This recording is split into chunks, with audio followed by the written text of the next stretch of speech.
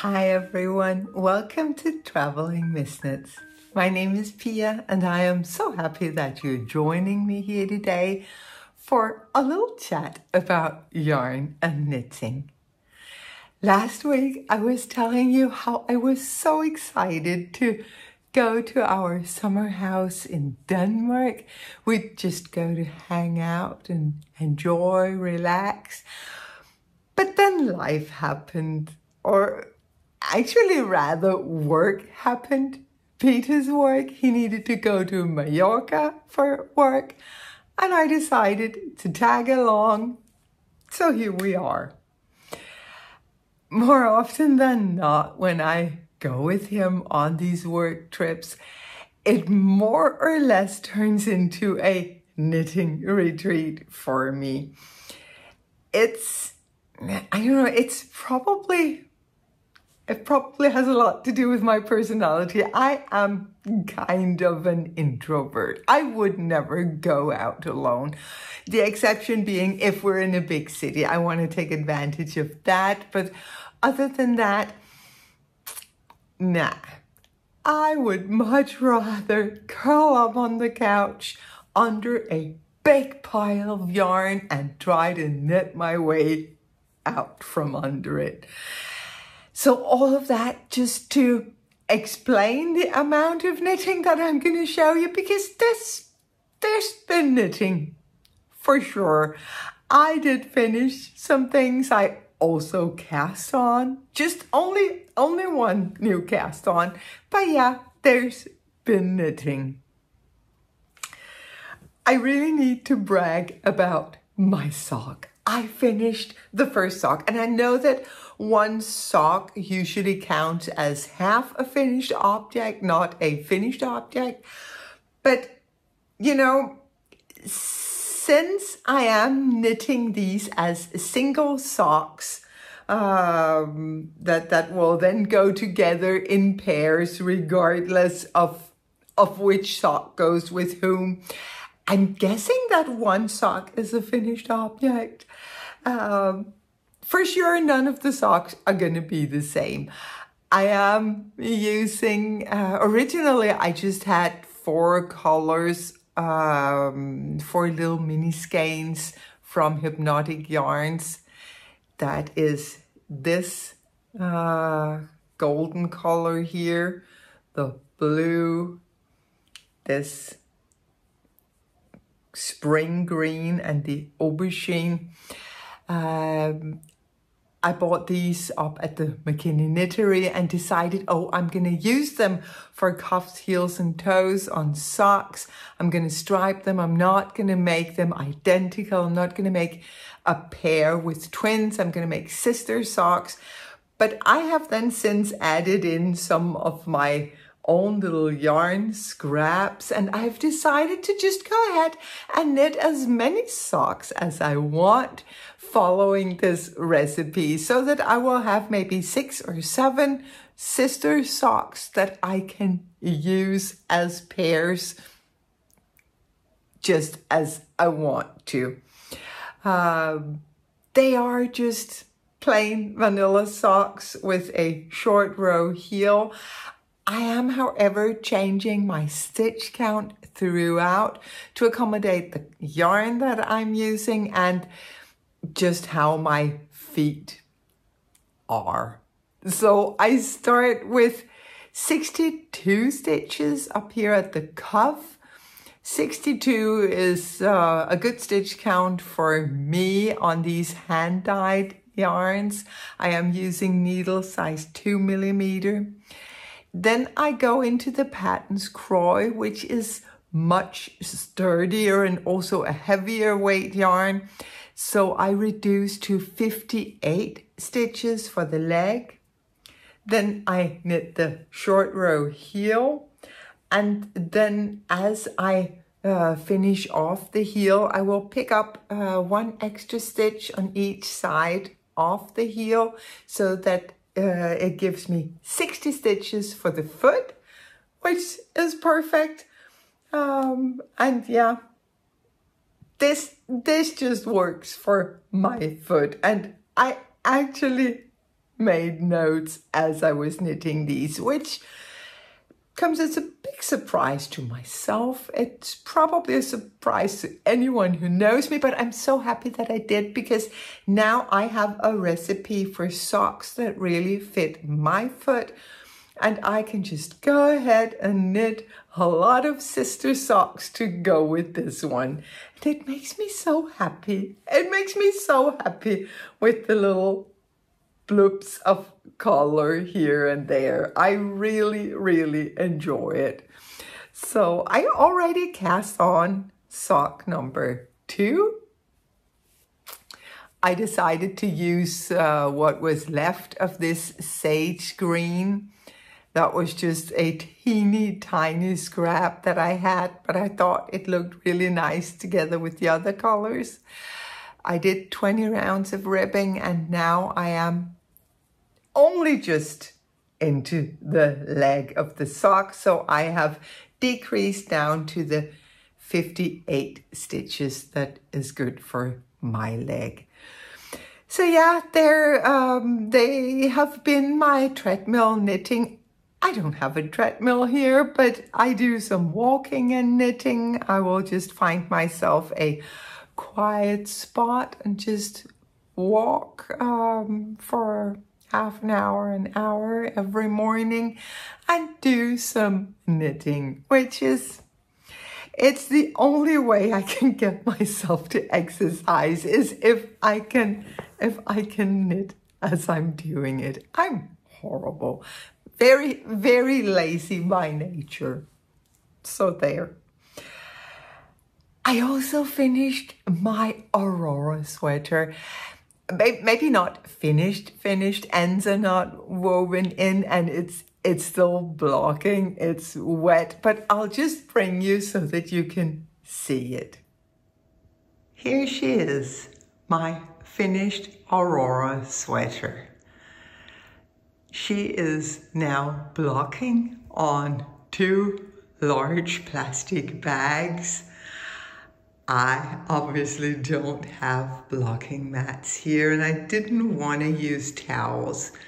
For one, these are not my towels, and I am working with a red yarn, which, I mean, all the reds are notorious for bleeding. I don't want to mess up someone else's towels, but also because towels will hold the moisture. They will soak up the moisture from your knit and then hold on to it. Whereas if I put my knit directly on a hard surface like a plastic bag, the moisture is forced to evaporate rather than stay put and keep the sweater moist. So yeah, very professional blocking setup. As you can see, I haven't woven in the ends. I never weave, never say never. I rarely weave in the ends until after blocking, because so much can happen in the blocking process. You never really know what's gonna happen.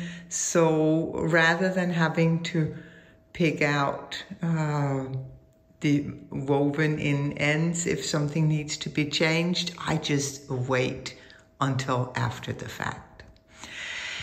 So I knit size 2, but I knit the neckline following the instructions for a size 1. And I did that because, I'm sorry, I really apologize, I just hit the camera. In the pattern, you have a high turtleneck. I wanted more like a crew neck. So just to make it a little bit neater, I decided to go for an Italian cast on. Those, in my experience, are very stretchy. They do tend to stretch out over time, at least when I'm doing them. So I decided to knit the neckline for the size 1 and then just move into size 2 as I started the yoke. I also did a few changes here on the body. I did fewer short rows on the back. And I also did the ribbing much shorter than what is in the pattern. The shorter ribbing is actually because I very often tuck in my sweaters. And when you tuck in your sweater, I don't like it if the ribbing is showing. So if this was the pants coming up to here, I don't like the ribbing sticking out. I want the stockinette stitch portion only sticking out of my pants. And also I don't want a lot of bulk around my midsection. I don't need that. I can provide all the bulk that is needed in that section. So I decided to just make the ribbing a little bit shorter and see if that's gonna work out better with the way that I wear my knits. Other than that, I followed the pattern. I had a lot of fun. This is a very simple pattern to knit. Yeah, you have the twisted rib panels going all the way from the ribbing on the body up to the underarm, continuing on down the arms and into the ribbing on the sleeve cuffs here. So yeah, it's still very wet and I keep touching it because I want to try it on. I think it's going to be perfect. I obviously used a tape measure when I laid it out to dry it, so it should be perfect. It should be the measurements that I prefer. So yeah, very, very exciting. The yarn that I used for the Aurora, and I have been talking about this over and over again because I'm so excited about this yarn. It is the Rerum Natura Ulysses, and the colorway name, now I asked Google how to pronounce it, and according to Google, it's Obipine. So I hope I didn't butcher it too much. It's a beautiful color. It is so full of life and it changes so much with the lighting, and yeah, I'm really excited to be wearing that sweater. I have been speed knitting on it for the last couple of days because Mallorca turned out to be much colder than I thought it would. A couple of years ago, we used to live down here, and I remember it as, well, January being coldish and very wet, but the rest of the year just being very, very, very nice. But it's cold. It's nice. It's beautiful, but it's too cold for the little t-shirts and dresses. So I have been speed knitting on the Aurora so that I knew that at least I could start wearing that to keep warm, because that's what I need, another sweater to keep. Anyway, I'm really happy that I did. I'm happy I finished it, and I am really excited to be wearing it tomorrow. Tomorrow, I am sure it's going to be dry and ready for me to wear. I have also been knitting on my fern forest. In this beautiful bag from my friend Bitten. The fern forest is an old pattern from Drops, and I made quite a few modifications to make it work with the yarn that I had.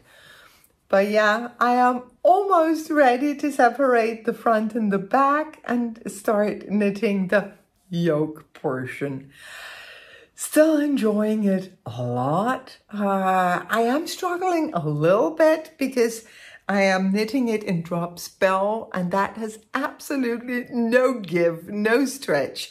If anything needs to give, it's going to be my arms and fingers. So I can't knit on this a ton, but I'll knit a little on it every day. And, you know, I'm in no rush to finish this. It'll be done when it's done. But yeah, I am enjoying working on it. And actually, as I was working on it, I was talking to my friend Ina, and she was like, that looks like something that I knit in the 80s. And I thought, you know, it looks like something that I knit in the 80s. And I do recall having a white sweater with some lace and some bubbles. You never forget knitting bubbles, especially not in cotton. I remember knitting it in the Aran weight cotton that Drops has. I am pretty sure that it was this exact pattern that I knit back then. Loved it. I wore that thing until it was completely yellow and gray from sun and too much washing. And but yeah, I hope that this one will be loved just as much. I think so. My only concern is maybe I should have gone down a needle size. I am using needle size 4.5, which is a rather large needle for the for this Drops bell. It works better on a 4mm or even a 3.75. But I really like the fabric. It feels very soft and very drapey and light. So I'm gonna finish this, and I am sure that it's gonna work out just beautifully. I was talking on, I think it was on my last episode, I was talking about how I changed the pattern slightly, just to accommodate for the stitch count that I had, and also that I wanted the pattern to be placed symmetrically, which of course means that at the side seams you're gonna repeat the same section. So the pattern repeat consists of one part with cables. I am using faux cables, both because they're easier to work, but also because they don't pull as much on the fabric, so that will make up for the lighter weight of yarn that I'm using.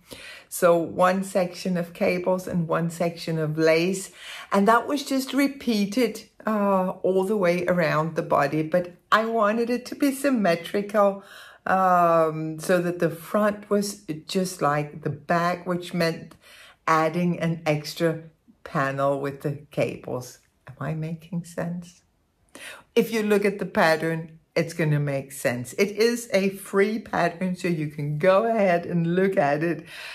I really like being able to look at a pattern before making a decision whether to knit it or not. And I can easily see how that's not possible with paid-for patterns, but sometimes I'm really excited about a pattern and I go ahead and buy it, and then I open it and I'm like, nah, that's not going to work for me for one reason or another.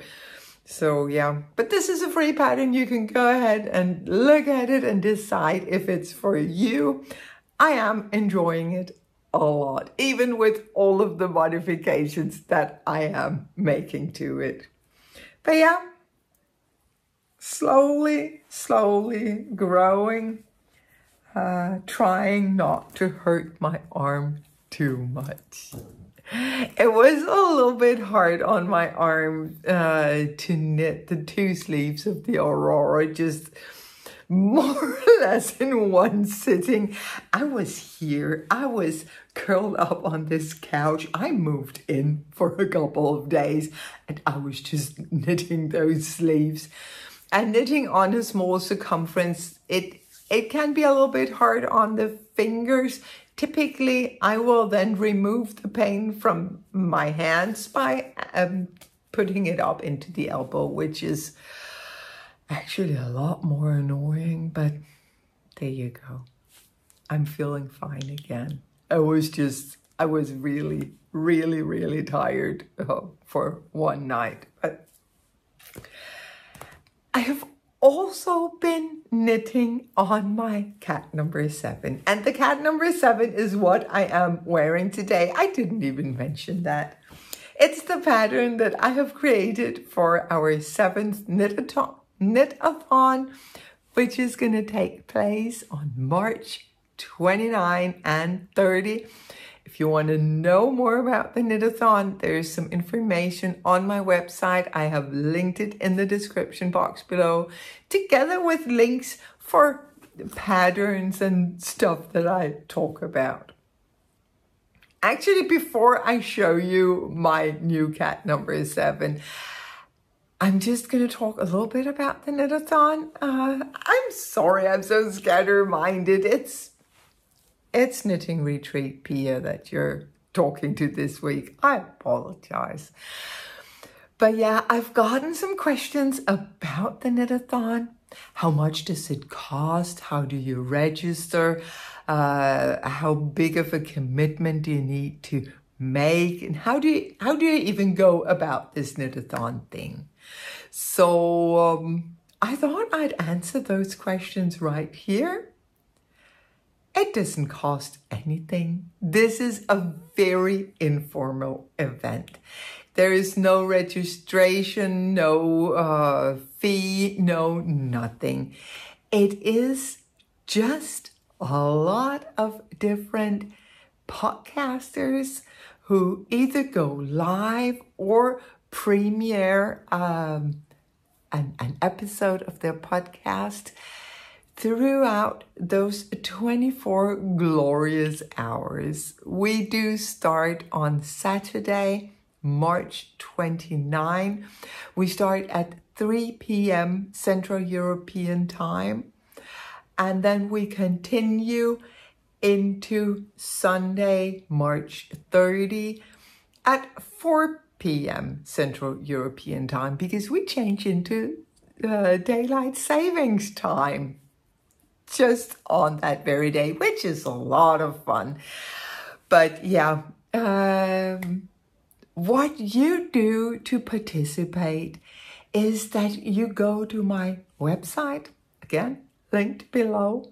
There's a schedule of the different podcasters, and there are links to their channels.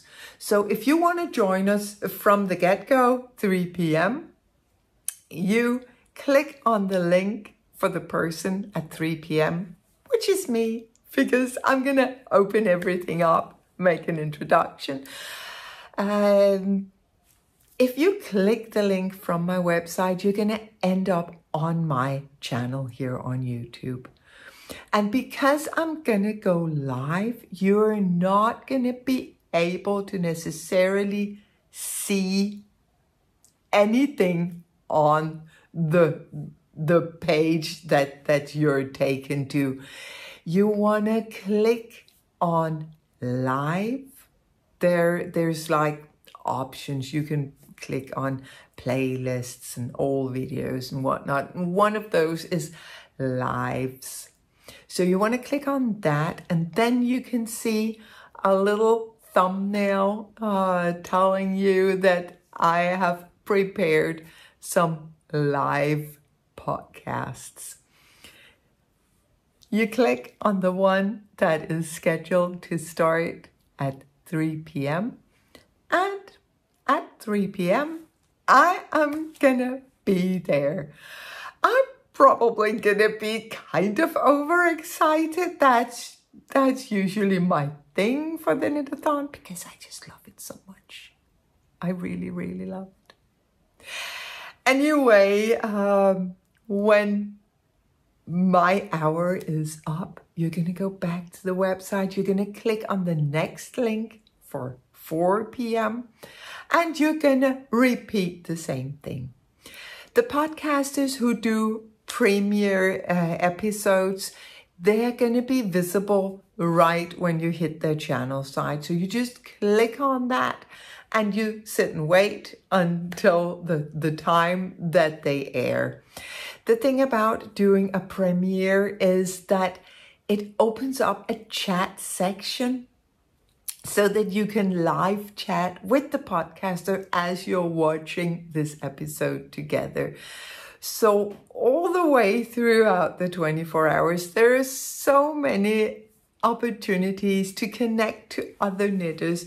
You can, of course, connect to the podcasters, but you can also connect to all the other wonderful knitters who take part in the Knitathon. I know of people who have met wonderful friends at the Knitathon. I know for sure that I have gotten some very dear friends from the Knitathon. It's just a lot of fun. And whenever you need to take a break, or you need to sleep, or to go to work, or you have a commitment, whatever the case may be, you just stop clicking those links. And then when you come back, you jump in and you start following along again. There's also typically a lot of fun going on over on Instagram. We will be using the hashtag Spring Knitathon 2025. So that's another way to connect and interact with other knitters throughout the 24 hours. I will always design a new sweater to come out. The first 5 knitathons, I would design the sweater and knit the sample during the knitathon and then release the pattern after, like a couple of months after. But last time, one of the wonderful viewers gave me the great idea to prepare the pattern beforehand, release it before the knitathon so that we could all knit it together. So that's what I'm going to do again. This time I am going to release this cat number 7. I'm going to release it next Thursday, March 20. And from the release date and until the end of the knitathon, there's going to be a discount code. You will have a 20% discount on the pattern if you use the code Knitathon. I can't link to the pattern because it's not ready yet. It's almost there, like almost there. But next week when I come back, I will have a link for the pattern and I will of course mention the discount code again. But yeah, the tee, just in case you haven't seen it before, it is just a boxy, kind of simple tee. It just has a rolled over hem at the neckline and the sleeves and a short little ribbing on the body. It's very boxy, but then it has these narrow fitted sleeves to kind of control all of this fabric around your body. You're working all of the increases over the shoulders here, which if you're working the striped version, that just gives these glorious little triangles on your shoulders, which I really love. I have also made a long sleeved version, and the one that I am currently knitting is also going to be long sleeved. I really wanted to test this pattern in some different yarns. This is the original, the first one, and it is knit in complete luxury yarn. This is yak and silk from the Danish hand dyer Knitter's World. She will actually also be joining us for the Knitathon. This is just, this is glorious.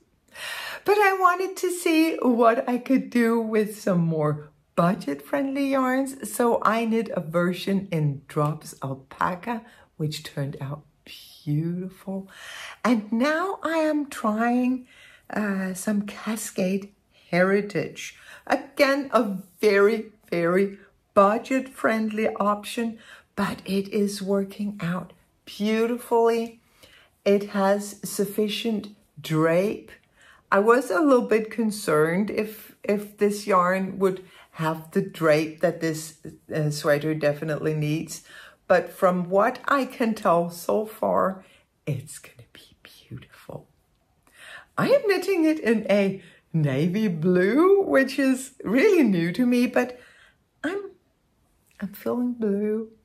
Not in a bad way. I feel really into the blues right now.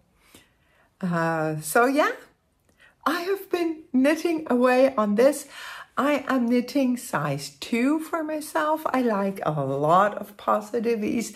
There's only 4 sizes in the pattern because of the design. It is meant to be quite oversized. So I think the 4 sizes should cover all knitters. That's the plan.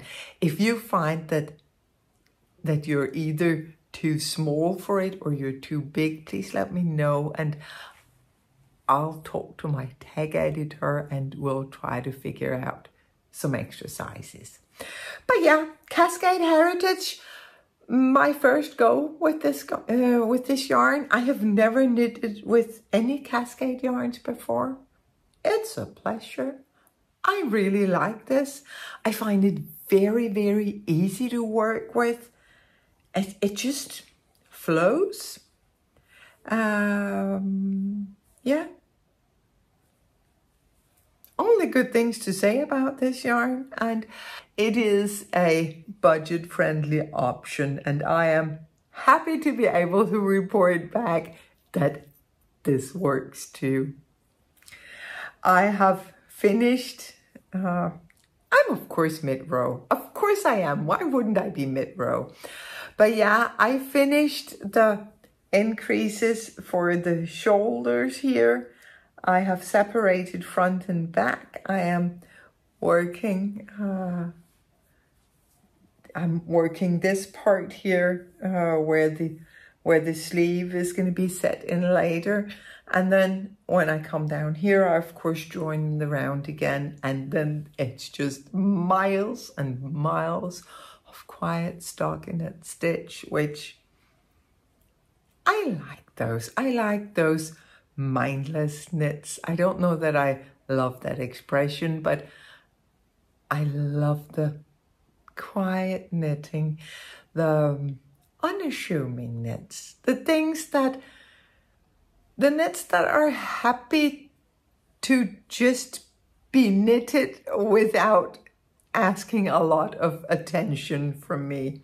So yeah, really enjoying this. This was also my plain knitting coming down here because it doesn't take up much space. It's a light fabric. It's relatively small needles. These are size 3.25, and then you can see they're not the same size because I rarely put the same size tips when I'm working on circular needles, which is always. Because if I'm working in the round, I find that it's much easier for me to get my stitches up on the left needle if it's just slightly smaller than the working needle. So I put a 2.75 in my left hand and a 3.25 in my right hand.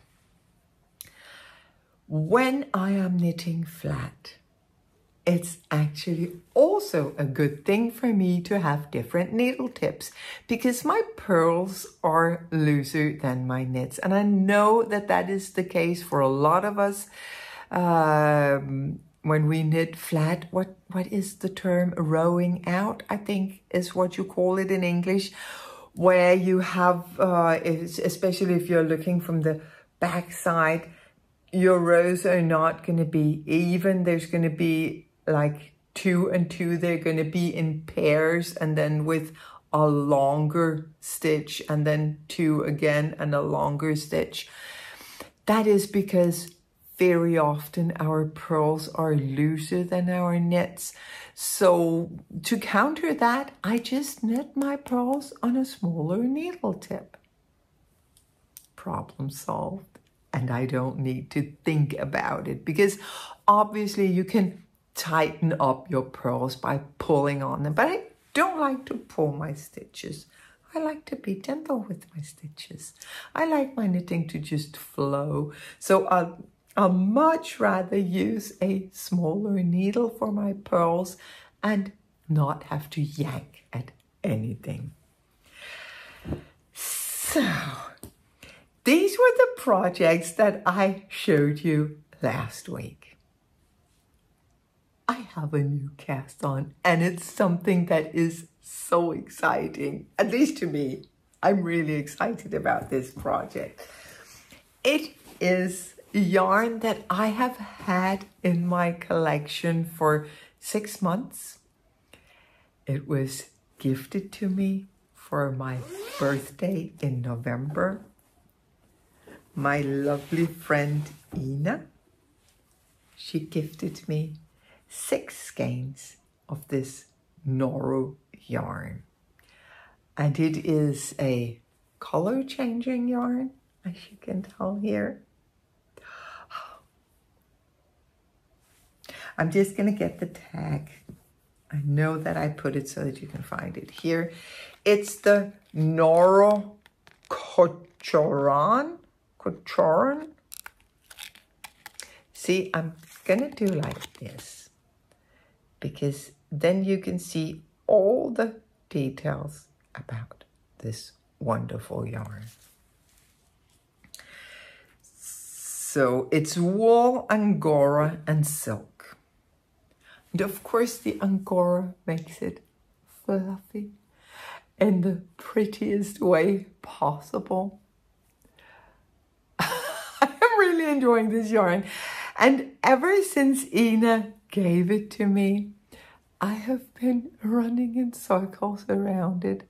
What to knit, how to use such a precious yarn. Because this is, by all standards, precious yarn. What to knit with it. It needed to be something special. And for a while I was like, should I combine it? I don't even have it here. Should I hold it with a mohair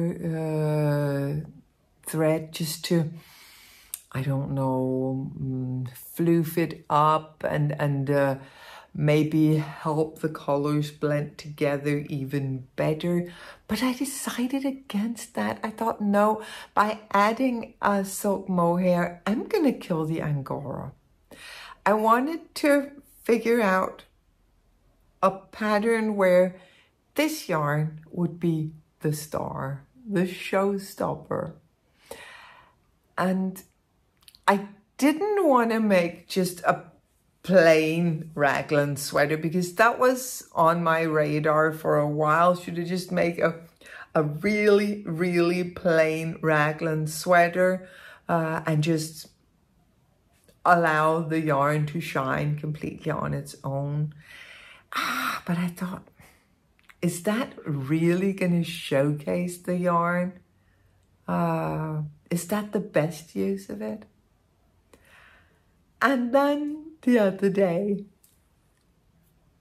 I looked through my favorites on Ravelry and I saw the sweater number 21 from My Favorite Things Knitwear. And I was like, yes, yes. I was a bit confused as I was reading through the description of the pattern, because it specified that you needed bulky weight held with a lace weight. And I thought, this is not bulky. And I don't want to hold it with a silk mohair. Then I would have find something else to hold it with. And I didn't want to hold it with anything. But I also noticed that the yarn that the designer used was a DK weight, helped with the lace weight. And then I looked through the projects on Ravelry and I saw that quite a few people had knitted with Drops Air, which is an Aran weight. Actually, much like this one, only the Drops Air is a blow yarn, but it also has the floof and yeah, about the same thickness, maybe a little bit lighter, but yeah. So I couldn't gauge swatch because the gauge was specified in pattern, and I didn't know what the pattern was, obviously. See, that was one of those instances where I wish that I could have a look at the pattern before buying it, but obviously, that's not possible. So I just went ahead and bought the pattern. I was like, you know what? Even if this yarn is not working with this pattern, I want to knit it at some point anyway. So I went ahead and bought the pattern. And I decided to just cast on. You know me. I make very, very large swatches, if you will. So I cast on for this. And I mean, look, isn't that pretty? It's so pretty. It's glorious. I really, really think that this pattern is perfect for this yarn. I think that it showcases the yarn. I think that it just brings this yarn to life. I really think so. I am so happy with myself for mixing this yarn with this pattern. I think this is going to be beautiful. I did go down a needle size, so I am knitting on size 8 millimeters rather than the 9 millimeters that are specified in the pattern.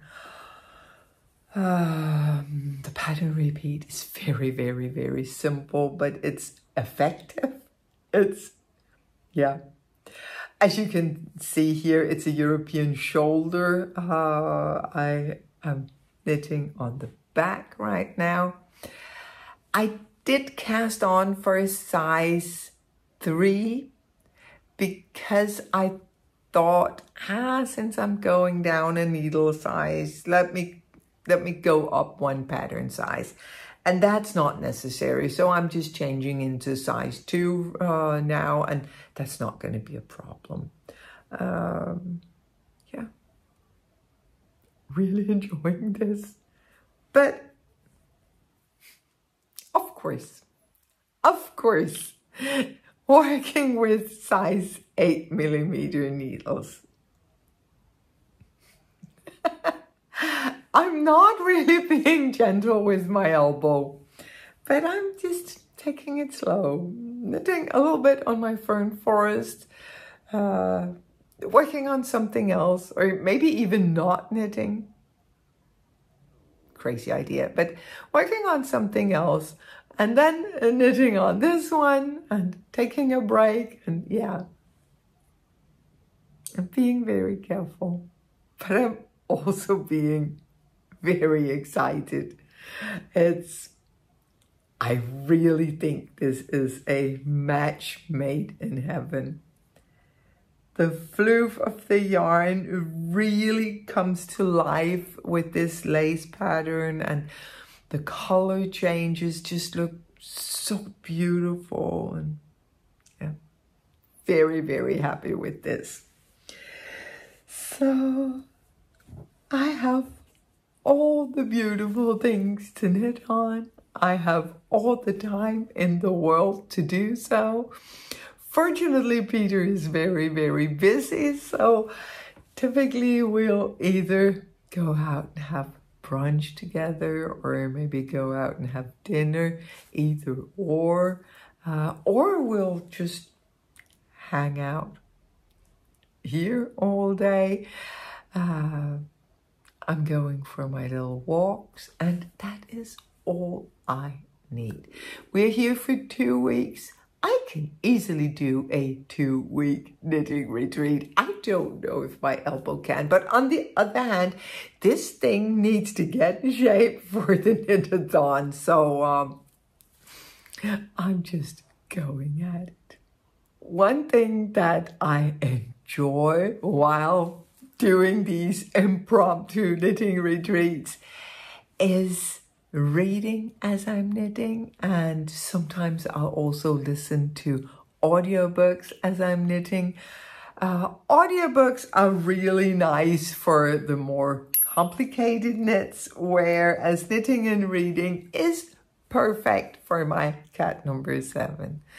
And I am still reading through the series about the Great Century by the Swedish author Jan Guillou. I am still enjoying it. I am now on book 5. And where book number 1, that was a great introduction. It was very... It did feel like an introduction. So these are the people, and this is how they are growing up, and this is what happens. It was very much driven by all these facts that we needed to know about the 3 brothers, but it was engaging. It had me wanting more. I was feeling the brothers. I wanted to know more about them. Book number 2 was probably maybe my favorite so far. It really drew me in. It captured me. I just blew through that one. Reading book number 3, I was like, uh-oh, this is current events. This is, it was just describing a world that was as weird and ominous and scary as the one that we're living in currently. So it felt very much like something I needed to read, and I enjoyed it, but it was also kind of unsettling. Book number 4 to me was tying all the loose ends, all the little things that had been left hanging in the first 3 books. They were neatly tied off in book number 4, and that was also, I'm sure this was intentional, because book number 5 then moves from the brothers to the next generation, their children. And I thought, oh, that's going to be difficult. And I've been thinking that from the get-go. This is supposedly a series that covers a full century, which means that we're going to have to change perspectives as we move along. I thought that's always difficult. I tend to get very engaged in the characters in a book, and I don't like it if they're then taken away. But this is done in such a genius way.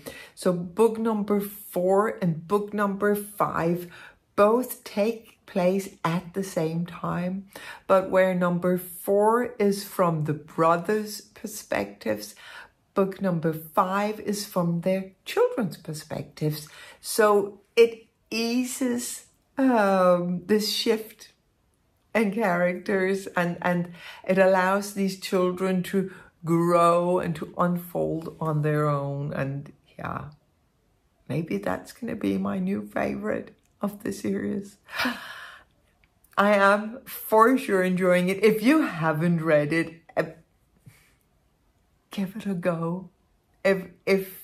Yeah, I'm not going to say if you like historical fiction, because yeah, it's historical fiction, but it's so much more than that. Just give it a go. try to see if you can get it in the library. It's really that good. We have also been watching some television. We've been watching the Dexter, is it Original Sin, the new series that comes out. Enjoying that a lot. I like all the blood splatter and the craziness. We're actually at a still stand with our TV shows. So if you're watching something wonderful, please let me know in the comments below, because we need something good to watch.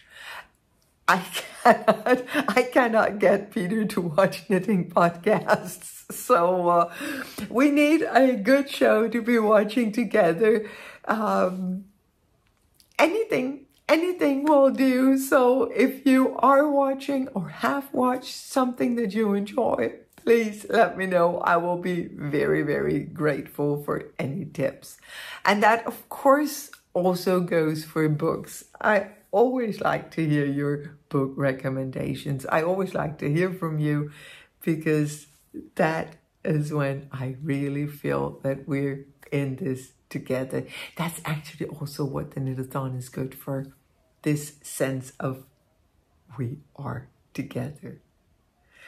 As a knitter, a reader, and an introvert, that's safe to say, sometimes everything seems to be very solitary, and I really enjoy the Knitathon for the social aspect. I did model the Knitathon on Dewey's Readathon that I also enjoyed for some years. I would take part in that. And it's very much the same thing. Reading is a solitary activity that is then placed in a social setting for a readathon. And I wanted to do the same with the knitting, putting it into a social setting for a knitathon. Thank you so much to everyone who has participated in the knitathons so far. If you haven't tried it yet, I hope you're going to give it a go this spring. And now I am going to end things here. I do feel like I've been talking forever, maybe because of all this alone time. Now I have someone to talk to and I cannot stop myself. I am going to end things here. Thank you so much for watching, and I hope to see you again next week. Bye for now.